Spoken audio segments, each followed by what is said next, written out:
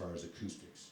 And so, so the sound needs for this exhibition were an excellent example of having sound experts on the artist side and on the institution side speak directly to each other in their own language as a sort of shorthand for achieving the best and most efficient solutions in a timely manner, because time is the devil on all of this stuff. This was very helpful regarding this in terms of the number and placement of speakers for this. So it was a 7.1 surround sound piece for 8.1. So it was pretty major, and we bought a really badass subwoofer with that. And then there's 16mm projectors. Very fussy equipment, and this is a piece by Lisa Oppenheim, and a good example of the mode of display being an aesthetic part of the piece. Whereas the Erica Vogt piece that I showed you earlier was a video of a 16mm with sound.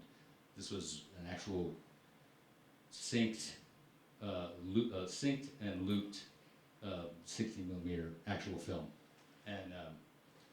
and we had to ship these from England because there's only one guy that does the shaft drive thing, and so so on our end we needed to have a tech to do the work. In another instance, again going back to Gary Hill, this is the Withershins. He's worked a lot with Dave Jones, who does the most fantastic synchronizers, or he used to do the most fantastic synchronizers that I've ever worked with, and they all work with Pioneer products, which are all discontinued, so now you have to custom order them from him. But he was rebuilding the entire back of this computer system with all this ribbon cable. I'll show you another picture of what that looks like later. And so there's, I don't know if any of you can name a 16mm tech. Yeah.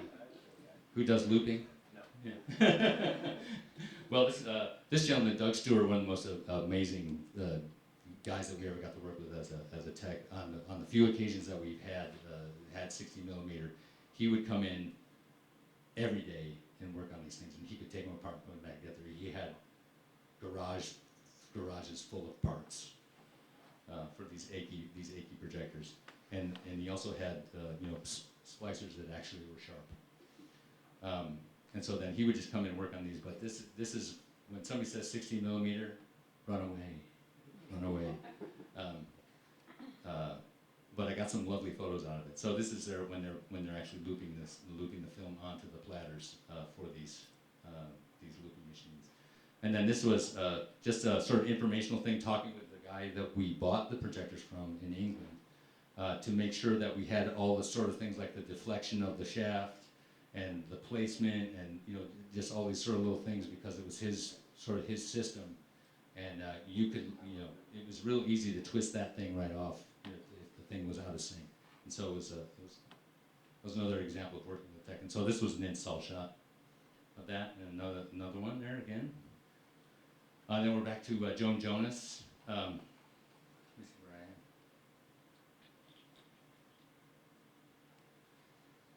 So as far as the technicians go, sometimes you need them, sometimes you don't. We did a piece with Steve McQueen years ago, and it was based on a vaudeville thing of a barn falling down, and he's standing in the right spot, and he falls through the window.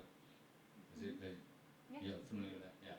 So we were doing that with a giant, one of those giant Sony CRT projectors, and so I spent 3 or 4 days in a dark room trying to get that thing to work just right.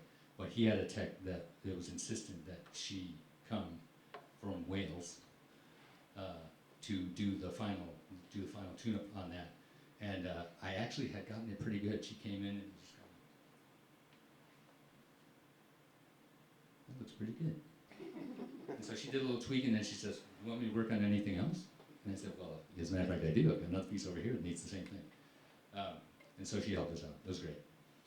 This Joan Jonas piece, this wall where this projection was, I don't know, 5 days before the show was supposed to open, didn't exist. Where the projection is, the walls did, but we needed to. The tech guy said, "Well, when we found out that we needed a tech, you got to build this wall across this thing here because that's where that goes. And so, as well as being technically inept, I am fairly inept at building stuff, but willing to do it. And so we did that, we caught up with that. This is a piece by Matt Keegan. Another example of, this was a case, you might recognize this case, Matt. Is this the first version or second version? Number one. That's number one. The number one version. So you see on the floor there's these old Sony Trinitrons, which is a favorite piece for artists to use. They love the Trinitrons. Gary loves the little square Panasonics. And this piece had to, two of those had to go into this box. And then there's speakers attached to it, and that's the whole thing's hanging off the wall. So a Trinitron, it's not light, so it has to be structurally sound.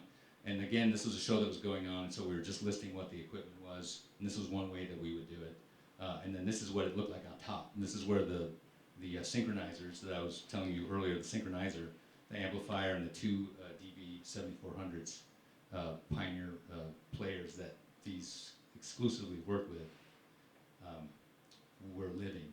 And so Matt had sent us 2 exhibition copies because it was a synchronized thing where his mom was saying something in Spanish and something else was happening. And so you go into the interface on these, and you can dial it down to the frame as to the synchronization so that it works. But I was having trouble with it, and I thought at first it's these damn Apple CDs. But what happens is once we started, and I sent him back, he sent us new ones, it was the same thing, but he had originally encoded it with like a couple of frames missing.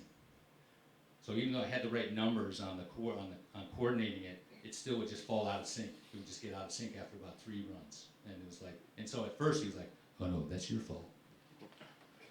And I was like, I don't think it's my fault. It was his fault.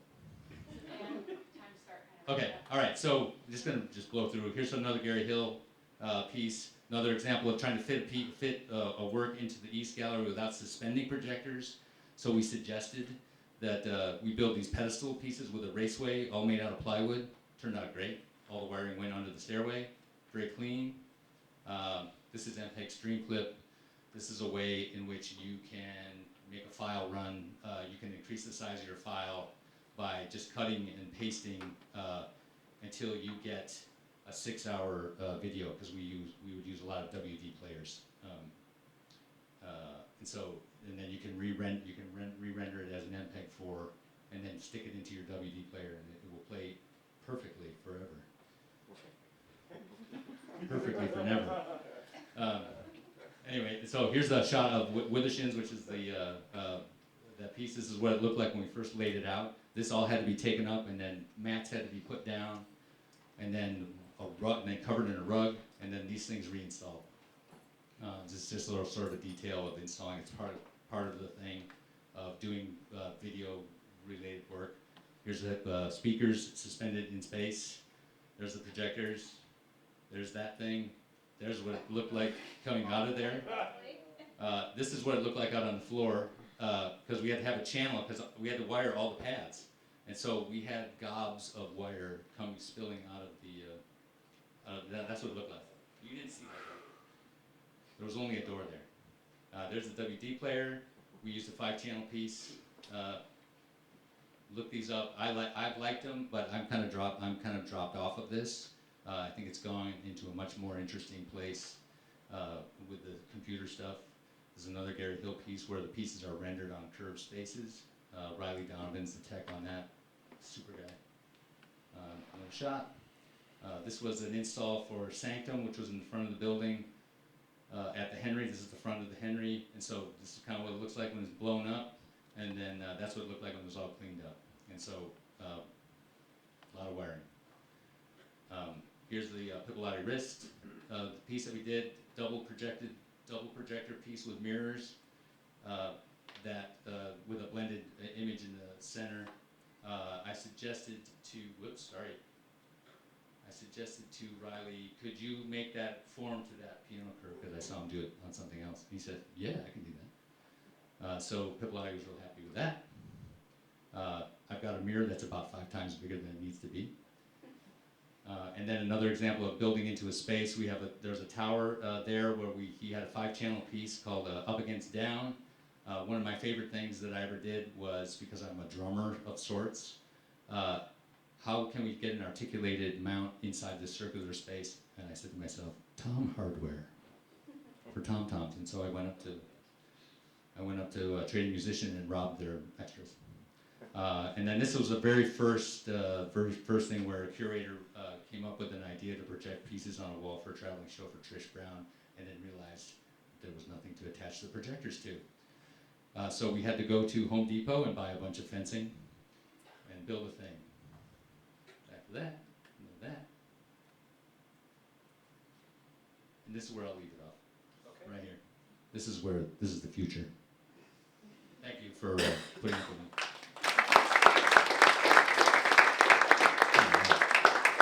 Can we go to presentation number 4, please?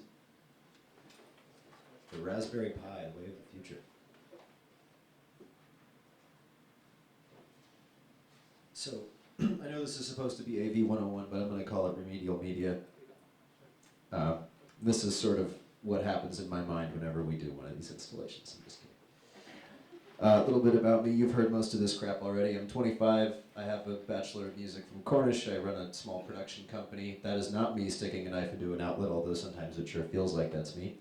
I ride a skateboard down hills fast, and I like to hack things, play with soldering irons, and ride a genie lift with a pole in my hand as if it were a staff. Anyway, I'm going to get right into basic skills. I'm assuming that everyone in here has probably done a little bit of AV installation, but we'll go over some very basic things that I think people should know when you're approaching this kind of stuff. Now, it seems like a lot of exhibitions these days, they're either heavy on the AV-oriented art, or they have lots of auxiliary content like interviews, I don't know, sort of the making of videos or what have you.